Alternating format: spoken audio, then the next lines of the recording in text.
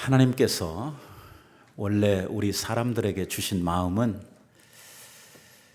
기쁘고 아름다운 이러한 마음들입니다.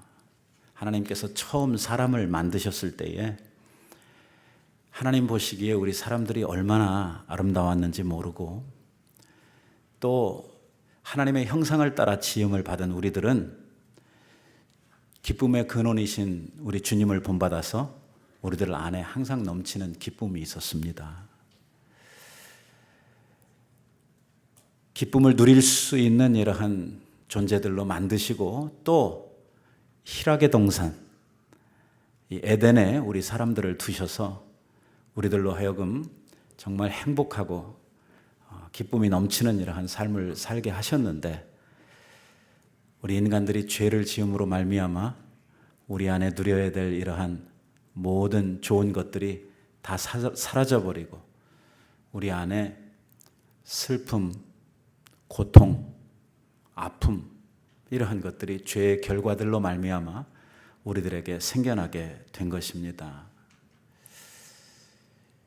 시대가 흘러가면서 사람의 죄성은 더욱더 악랄해지고 시대가 끝을 향해서 달려가면서 이 사회의 오염은 더욱더 짙어가고 그러다 보니까 오늘 우리들의 삶 가운데에는 기쁨이나 행복, 평안 이러한 것들보다는 우리들 안에 스트레스, 고통, 아픔 이러한 것들이 훨씬 더 강하게 우리들의 마음을 주장하고 있는 것이 사실입니다.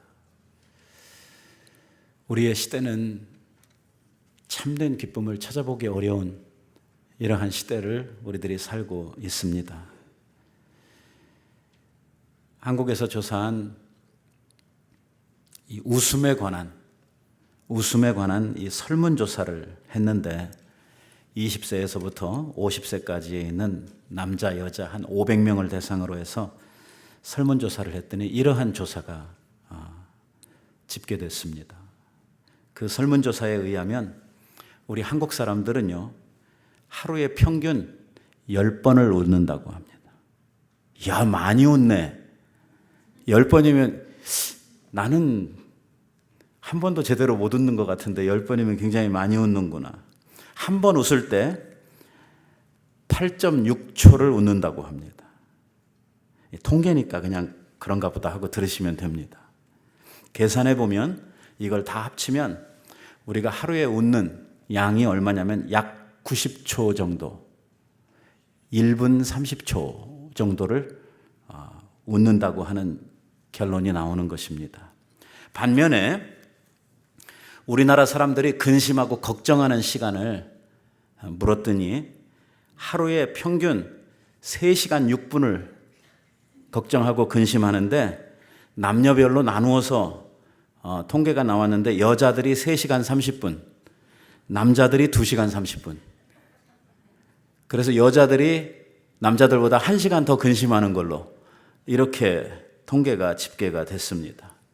놀라운 것은 뭐냐면 연령별로 이 근심하고 걱정하는 이러한 그 통계를 뽑았더니 놀랍게도 한국에서는 20대 청년들이 제일 근심과 걱정이 많은 것으로 이렇게 집계가 됐습니다. 활기 넘치고 정말 지나가는 낙엽에도 막 웃어야 될 이 청년들이 말입니다.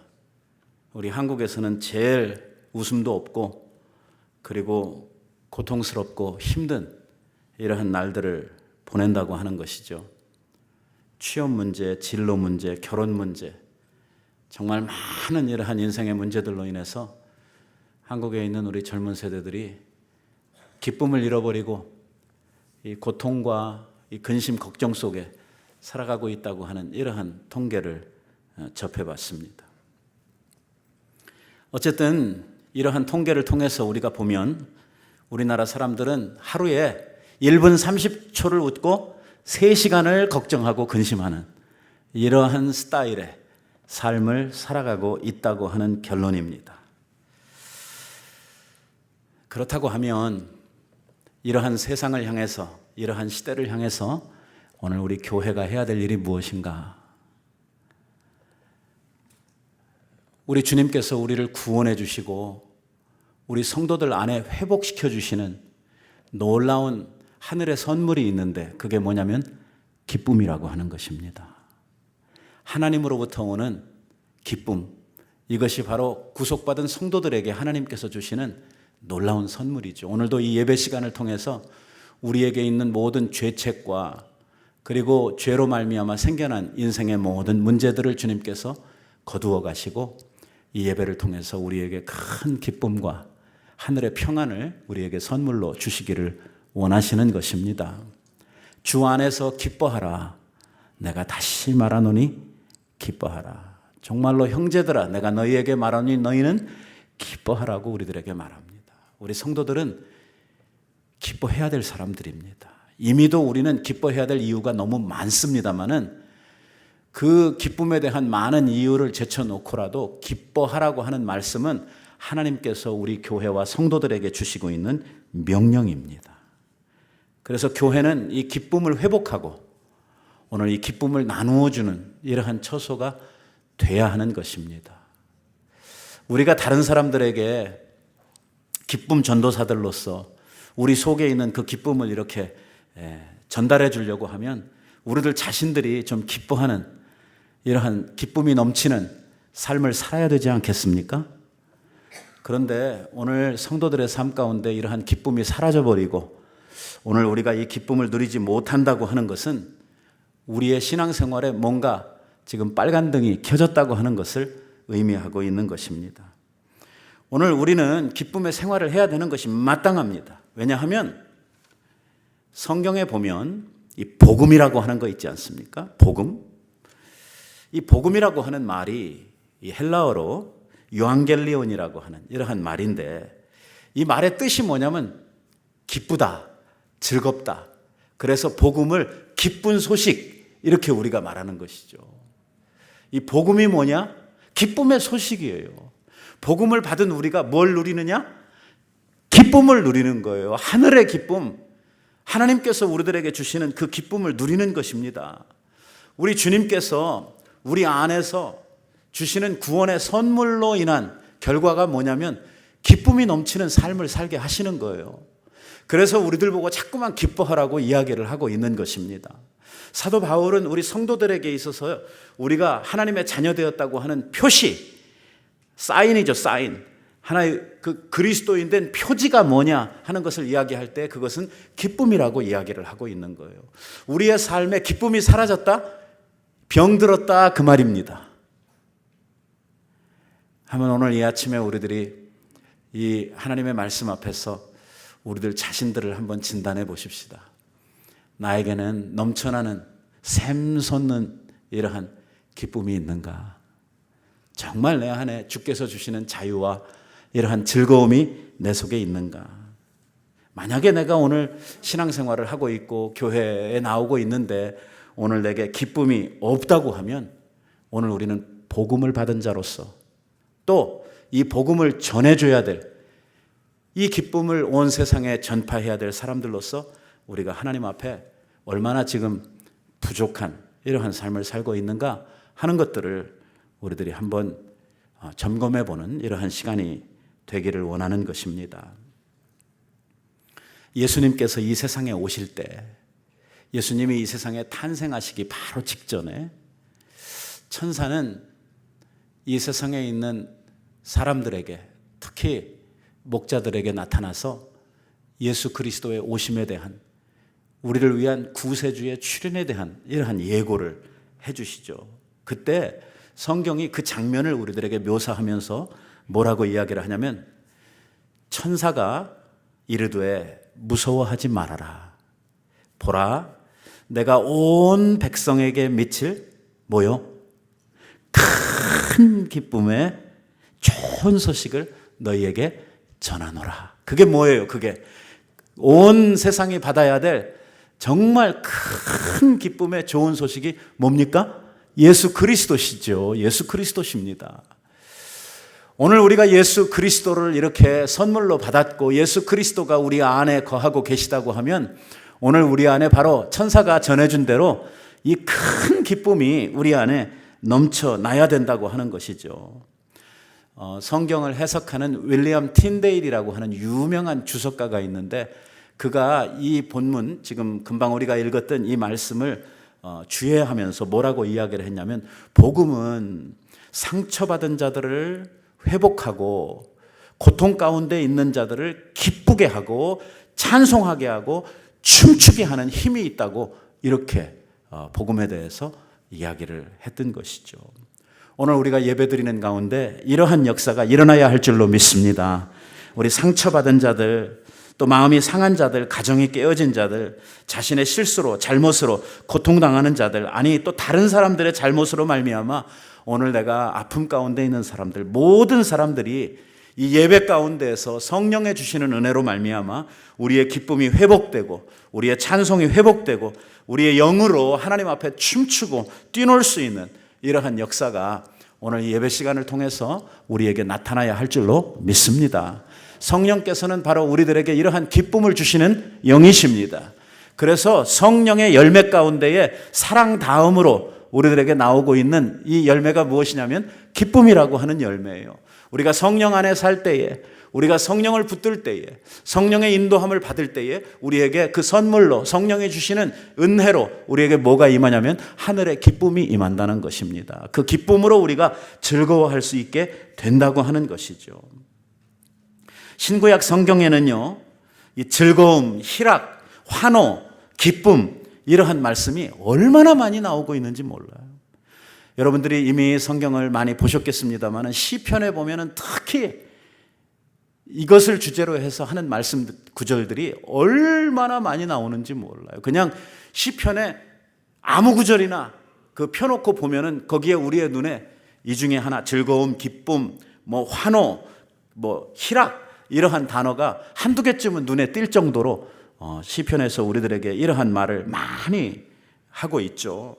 뿐만 아니라 사도행전에 보면 교회의 탄생과 더불어서 성령의 복음의 역사가 땅끝까지 이르러가는 과정을 이렇게 쭉 적고 있는데요, 예루살렘으로부터 시작한 복음이 유다를 지나서 사마리아를 지나서 이제 온 소아시아 지역으로, 그리고 맨 마지막에는 그 서방 세계까지 이렇게 퍼져가는 이러한 복음의 역사를 기록을 하고 있는데, 성령이 임하시고 교회가 생겨나게 되면 뭐가 반드시 거기에 따라오냐면 큰 기쁨이 그 성에 있었더라라고 하는 말씀이 따라오는 거예요.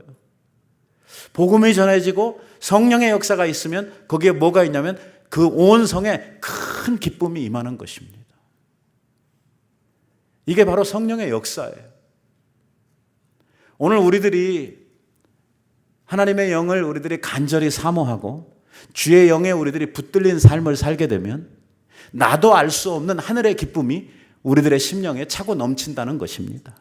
이것은 내가 세상에서 갖는 이러한 기쁨하고는 이 종류가 다른 기쁨입니다. 세상에 있는 기쁨은 조건적입니다. 세상에 있는 기쁨은 일시적이지요. 하지만 이 기쁨은 조건을 따라 주어지는 기쁨이 아닙니다. 예를 들어서 내가 오늘 장사를 하는데 오늘 매상이 많이 올랐다. 딴 날보다 오늘 마음이 기쁘다. 내일 장사가 안 됐다. 그 다음 날은 힘들다. 이런 조건적인 기쁨이 아니란 말이에요. 오래간만에 못 만났던 친구를 만났다. 오늘 마음이 기쁘다. 친구하고 며칠 같이 지내다 보니까 성질 난다. 이런 그 시간이 지나면 바뀌는 그런 기쁨이 아니란 말이에요. 하나님께서 우리들에게 주시는 이러한 기쁨은 조건과 상관없는, 그리고 이 시간이 변해도 우리들 속에서 영원토록 솟아나는 이러한 기쁨을 하나님께서는 우리들에게 허락해 주신다는 것이죠. 그 대표적인 말씀들을 소개를 하면 시편에 온 땅이여 여호와께 즐거운 찬송을 부를지어다, 이렇게 이야기를 합니다. 오늘 이 말씀을 조금 의역을 했는데요, 직역을 하면 어떻게 되냐면 온 땅아 여호와께 환호성을 울릴지어다 하는 이러한 말이에요. 소리 질러라는 거예요. 환호하라는 것입니다. 기쁨으로 소리를 질러라, 그 말이에요. 하나님을 예배한다는 것이 뭐냐? 하나님을 예배하는 것은 우리가 하나님을 향해서 우리가 기쁜 마음으로 소리를 지르는 것을 하나님을 예배하는 이 찬송으로 이렇게 표현을 하고 있다고 하는 것이죠. 그래도 예전보다는 조금 좋아졌습니다만은 오늘 우리 장로교회에 예배 드리는 광경은 거의 장례식 비슷한 이러한 예배를 드리지요. 얼마나 엄숙하고 얼마나 표정들이 굳어 있고 얼마나 점잖은지 말이에요. 옛날 제가 어렸을 때는 우리 장로교회에서 예배 시간에 박수도 못 치게 했어요. 박수 치면 무슨 이단으로 이렇게 생각을 했거든요. 드럼요? 제가 중학교 때 기타 배우다가 저희 아버님이 기타통을 부셨던 적이 있어요. 그때는 이 동기타 가수들이 한참 유행을 하고 사람들이 그 문화 청년들 특히 이 젊은 세대들이 그러한 것들을 쫓아가던 이러한 시대고 교회 안에서도 이제 가스펠송들이 새로 나와가지고선 이 교회에 새로운 이러한 그 문화가 영입되던 그러한 때라 저도 그때 열심히 형들로부터 기타를 배우고 있었는데 그 내 기타도 아닌데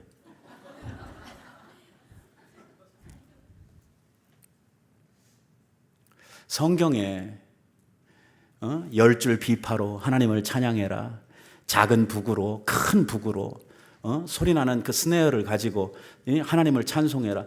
도대체 뭘 봤는지 모르겠어요. 손뼉 치며 하나님을 찬송해라. 즐거운 소리를 내며 춤추며 하나님을 찬양해라.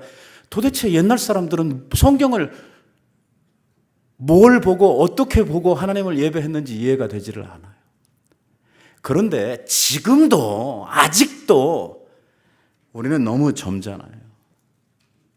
성경이 우리들에게 요구하는 것들을 보면 다윗이 하나님 앞에서 뛰놀듯이 자기 말이에요. 그 통으로 짠 바지가 흘러내려가는 줄도 모르고 덩실덩실 춤을 추었던 것처럼 우리가 하나님 앞에 그렇게 즐거운 마음으로 기쁜 소리를 내면서 하나님 앞에 찬송하고 그렇게 예배하는 것을 하나님이 기뻐하시고 원하신다고 하고 있거든요. 근데 우리들은 자꾸만 이러한 것들이 체질에 안 맞는다고, 우리의 전통에 맞지 않는다고, 이건 우리 문화가 아니라고 이렇게 가면서 우리들 스스로의 방법으로 하나님을 예배하려고 하는 이러한 경향들이 우리에게 크다는 것입니다. 하나님은 이러한 우리들을 향해서 아니라는 거예요. 온 땅이 하나님 앞에 즐거워해야 된다는 것입니다. 온 땅이 기쁜 소리를 하나님 앞에 내야 된다는. 제가 아프리카에 선교를 갔을 때요, 아프리카에 있는 성도들이 모여가지고 예배를 드리는데 제가 2번 놀랐어요. 하나는 옷들을 다 훌렁훌렁 벗고 있어서 그거에 깜짝 놀랐어요. 옷 입은 게 나하고 선교사 둘밖에 없어요.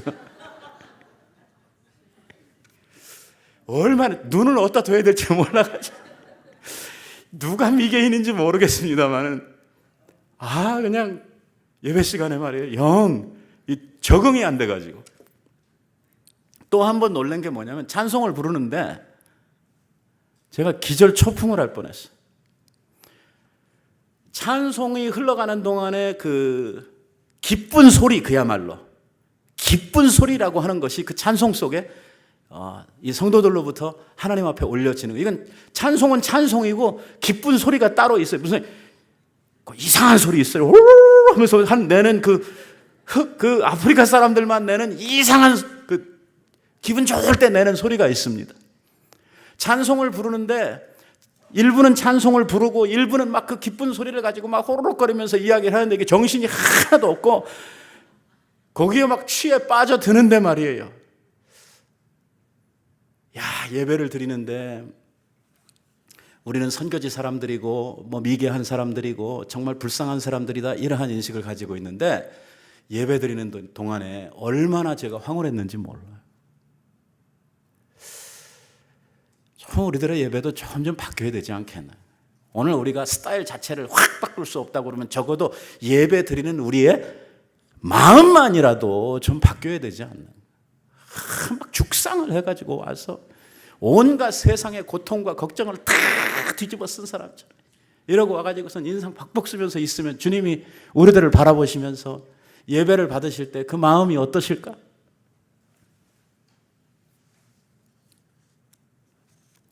조금 다른 쪽에서 우리가 이 기쁨에 대한 것을 좀 생각해 보려고 하는데요. 예수님 당시에 예수님께서 12제자와 70인의 제자들을 전도를 위해서 파송을 하셨던 적이 있어요. 그리고는 전도를 다녀온 이 70인의 전도단들이 예수님께 돌아와가지고 신바람이 나서 예수님에게 보고를 하면서 막 난리가 났어요. 70인이 성경에 있는 말씀을 그대로 우리가 읽어보면 70인이 기뻐하며 돌아와 이르되 주여 주의 이름이면 귀신들도 우리에게 항복하더이다 하면서 보고를 하면서 막 기뻐하는 거예요. 지금 신났어요. 뭐 때문에 신났느냐? 나가가지고 전도를 하면서 예수의 이름으로 막 귀신을 막 명하니까 귀신들이 막 쫓겨가고 막 이런 엄청난 일들이 벌어지더라니. 신바람이 나가지고 돌아와가지고 야 우리가 막 이런 일도 하고 이런 일도 했습니다. 와 대단했습니다. 이러면서 보고를 하면서 너무너무 기뻐하는 거예요. 그러니까 예수님께서 이렇게 말씀을 하셔요. 예수께서 이르시되 사단이 하늘로부터 번개같이 떨어지는 것을 나도 보았다고 이야기를 합니다. 내가 너희에게 뱀과 전갈을 밟으며 원수의 모든 능력을 제어할 수 있는 권능을 너희에게 주었으니 그 누구도 너희를 해치지 못하리라고 이렇게 말씀을 하셔요. 그러니까 예수님의 말씀을 종합해 보면 이렇게 이야기를 하는 거예요. 막 신나가지고 열심히 대단하다고 우리가 막 굉장한 체험을 했다고 와서 보고를 하는데 예수님 말씀은 뭐냐면 나도 알고 나도 봤다는 거예요. 그리고 그 능력을 누가 주었다? 내가 너희에게 주었다는. 그러니까 결국은 너희들이 하고 있고 지금 기뻐하고 신기해하는 그것이 이상한 일이 아니라 당연한 거라는 거예요. 당연한 거. 그 권세를 내가 너희에게 주었다는 거예요. 그렇게 되는 것이 뭐 그렇게 이상하느냐 이렇게 말하는 것이죠. 그런데 이 이야기의 결론은 아주 엉뚱한 데서 나는 거예요. 예수님이 뭐라고 이야기를 하시냐면 이 이야기의 끝에 결론적으로 그 70인의 그 제자들에게 뭐라고 말씀하시냐면 그러나 귀신들이 너희에게 항복하는 그것으로 너희들이 기뻐할 것이 아니고. 여보세요. 기쁨의 원천적 이유가 다른 데 있다는 거예요. 예수님께서 뭐라고 말씀하시냐면 너희의 이름이 하늘에 기록된 그것으로 인하여 너희가 기뻐하라. 이렇게 말씀하고 귀신 쫓겨나고 이런 것 때문에 기뻐하지 말고 내가 구원받았다고 하는 그 사실 때문에 내 이름이 하나님의 생명책에 쓰여졌다고 하는 그것 때문에 기뻐하라는 거예요. 이건 정말 영원토록 기뻐해야 될 그 무엇으로도 바꿀 수 없는 우리의 가장 원천적인 기쁨이라는 거예요. 여러분들도 구원 받으셨습니까? 그 무엇으로도 그 기쁨은 바꿀 수가 없다는 거예요. 뭐 귀신 쫓겨가고 뭐 병 낫고 뭐 돈 벌고 이런 것으로 대체할 수 없는 절대적인 기쁨이라는 거예요. 그 기쁨을 하나님께서 우리들에게 구원을 통해서 주셨다고 하는 것이죠. 이 말을 우리들이 조금 의역을 하고 조금 더 해석을 하면 이렇게 되는 거예요. 뭔가 이렇게 보고 나타나고 눈앞에 보여지는 현상, 어떤 이 상황 이런 거 가지고 우리들이 기뻐할 것이 아니라 오늘 우리는 정말 본질적인 기쁨으로 기뻐하라는 거예요. 사업이 조금 잘 됐다고 조금 뭐 내가 다른 사람들에게 인정받았다고 내 인기가 올라간다고 무슨 밖에 나타나는 이러한 현상적인 것들 이러한 그 상황적인 것들 이런 거 가지고 기뻐하지 말고 본질적인 기쁨을 누리라고 하는 이러한 말씀입니다. 베드로와 요한이 기도하러 예루살렘 성전에 올라가다가 안전뱅이를 만납니다. 성전 문 앞에서 구걸을 하고 있는 안전뱅이를 만나요. 한번 이 그림을 한번 우리들이 잘 해석을 하고 연상을 한번 해보십시다. 어디입니까? 성전입니다. 그 미문 앞에서 구걸을 하고 있습니다. 원하는 것이 무엇입니까? 돈입니다. 동전 한 입을 구하고 있습니다. 아마도 머리 좋은 이러한 거지였던 것 같습니다. 아무래도요 다른 데보다 성전 앞이면 예배드리러 가는 사람의 마음이면 이러한 불쌍한 사람들을 보고 그냥 지나칠 리가 없거든요. 다른 데보다는 이 구걸하는 장사가 잘 될 수 있는 이러한 장소를 택했다고 우리가 볼 수가 있습니다. 하지만 한번 봅시다.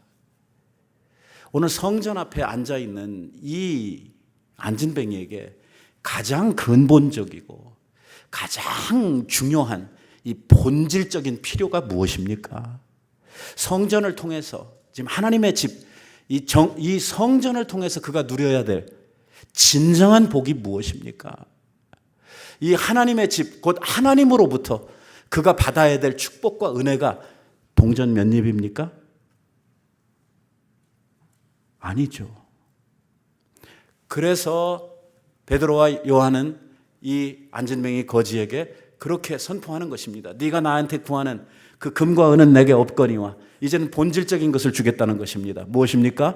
내게 있는 것, 정말 모든 인류에게 미칠 가장 기쁜 그 원천적인 이러한 그 예수 그리스도 축복, 그것을 내가 너희에게 주겠다는 거예요. 그러면서 일어나 걸으라고 말하니까 안진뱅이가 벌떡 일어나서 걸어나가게 된 것이죠. 적어도 하나님 앞에 그가 받아야 될 그 축복은, 하나님 앞에 받아야 될 축복은, 성전에서 그가 누려야 될 축복은 동전 몇 입이 아니죠. 근본적인 문제를 해결하는 것이죠. 안진뱅이가 일어나는 것이고 죄인이 하나님 앞에 살아나는,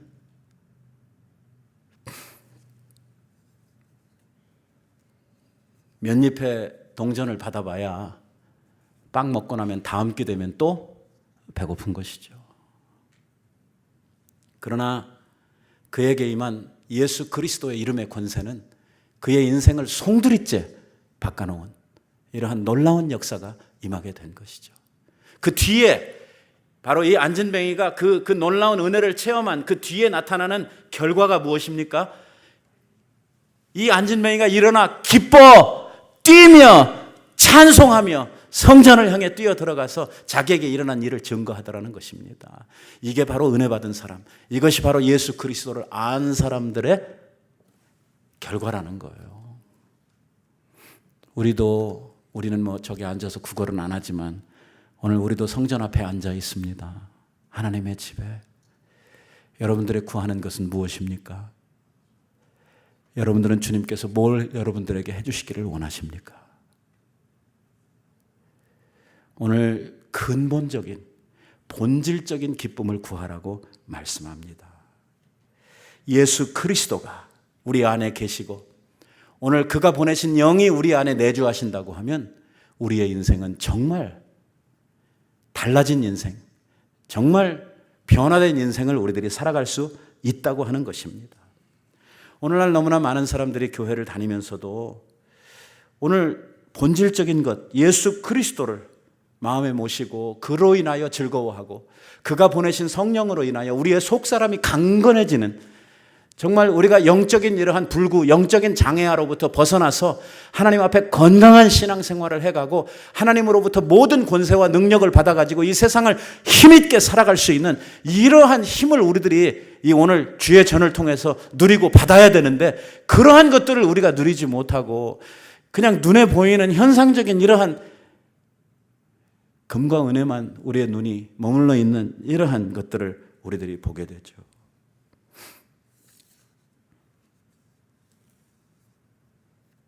어떻게 해야 우리들이 이런 본질적 기쁨을 누릴 수 있는가?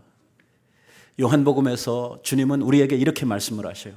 나의 안에 거하라. 나도 너희 안에 거하리라. 내가 이것을 너희에게 이르는 것은 내 기쁨이 너희 안에 있어 너희의 기쁨이 충만하게 하려 함이니라. 이렇게 말씀하고 있어요. 오늘 우리들이 어떻게 기쁨이 충만해진다고요? 예수 그리스도가 우리 안에 거하시면 우리의 기쁨이 충만해진다고 말씀을 하는 거예요. 나의 안에 거하라. 나도 너희 안에 거하리라. 이것이 이루어지면 내가 이것을 너희에게 가르치는 것, 이것을 너희에게 이르는 것은 내 기쁨이 너희 안에 있기를 원함이고 이 기쁨이 너희 안에서 충만해지기를 원하는 것이다 라고 말씀을 하고 있는 것입니다. 다시 말하면 예수 그리스도를 내 마음에 모시고 그리스도를 붙들고 그리스도를 나의 마음의 왕으로 나의 삶의 목자로 모시고 살아갈 때에 우리 안에 기쁨이 충만해진다고 하는 거예요. 어떠한 상태에 이르러도 어떠한 어려움의 자리에 우리가 빠져도 그 기쁨은 변할 수 없다는 것입니다. 이 기쁨을 누리라는 거예요. 이 기쁨을. 다윗을 보십시오. 다윗이 사울 왕으로부터 쫓김을 당하지요. 도망자로서 10년이 넘는 세월을 자기 목숨을 위해서 숨어 다니는 이러한 일을, 가는 곳마다 원수들이 자기의 목숨을 사냥하는, 그래서 오죽하면 말이에요, 이 다윗이 사망과 나 사이는 딱 발 한 걸음 사이라고 이렇게 이야기해요. 발 한 번만 잘못 디뎠다 하면 나는 바로 그냥 가버리는, 이 오랜 도망자의 세월 속에서 이제는 너무 지치고 힘들어서, 아니 내가 뭘 잘못했다고 내가 이렇게 사냥감이 되어가지고 이 두려움 속에, 이러한 고통 속에 내가 살아야 되느냐고 막 이 다윗이 서러운 마음을 막 토로를 합니다. 시편에 보니까 이렇게 이야기를 해요. 그들이 내 걸음을 막으려고 그물을 준비하고 나를 건지려고, 그 그물로 나를 잡으려고, 내 마음이, 내 영혼이 너무 억울하다고 이렇게 시를 통해서 자기의 마음을 쓰고 있어요. 마음에 확 오죠. 근데 다윗이요, 내가 이렇게 억울하다, 너무 힘들다, 나 고통스럽다 그렇게 하고 끝났으면은 이게 우리한테 아무 의미가 없을 텐데, 바로 억울하다, 힘들다, 원수들이 나를 잡으려고 그물을 가지고 나를 막 뜬다, 막 이런 이야기를 해놓고, 이 57편 6절에 요 말을 해놓고 7절에 이렇게 이야기를 하는 거예요. 바로 다음 절에 이렇게 이야기를 하는 거예요. 하나님이여, 내 마음이 확정되고 내 마음이 확정되었사오니 내가 노래하고 내가 찬송하리이다. 내 영광아 깰지어다. 비파와 수금아 깰지어다. 내가 새벽을 깨우리로다. 내가 만민 중에서 주께 감사하오며 문 나라 중에서 주를 찬송하리로다. 그 억울한 중에, 그 고통스러운 중에, 그 힘든 상황 속에서 뭐 하고 있어요? 찬송하고 있어요. 뭐 때문에? 자기 안에 계시는 예수 그리스도 때문에. 자기 아들 압살롬이 반역을 일으켜가지고 쫓겨났어요, 왕위에서. 아들한테 쫓겨나가지고선 목숨을 구걸하며 막 도망을 다니는 이러한 다윗이에요. 기드론 시내를 건너서 밤새도록 도망쳐가지고 새벽녘에 길르앗에 이르렀더니, 길르앗의 한 거부인 바르실레가 왕이 자기를 찾아온 것을 보고 왕을 위해서 아침상을 거나하게 준비해서 그에게 접대를 하는, 그 밥상을 받아놓고 하나님 앞에 감사해서 시를 쓰는데 뭐라고 그러냐면, 여호와는 나의 목자시니 내게 부족함이 없습니다. 멋있지 않습니까? 왕위에서 쫓겨났는데 왜 부족함이 없어요? 그 좋은 데 살다가 지금 도망자로 정처 없이 가야 되는데 왜 부족한 게 없어요? 근데 왜 부족함이 없다고 그럽니까? 여호와는 나의 목자가 되시니 주님이 나와 함께 하시니 내게 부족함이 없습니다. 이런 주님과 함께함이라고 하면 나는 이 좋은 휴가를 영원토록 누리고 싶습니다. I'll take the holiday in the house of the Lord forever.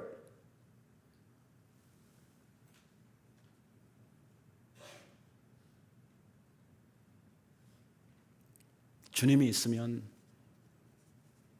우리를 옥죄는 이러한 고통도 힘든 것도 다 이길 수 있단 말이에요.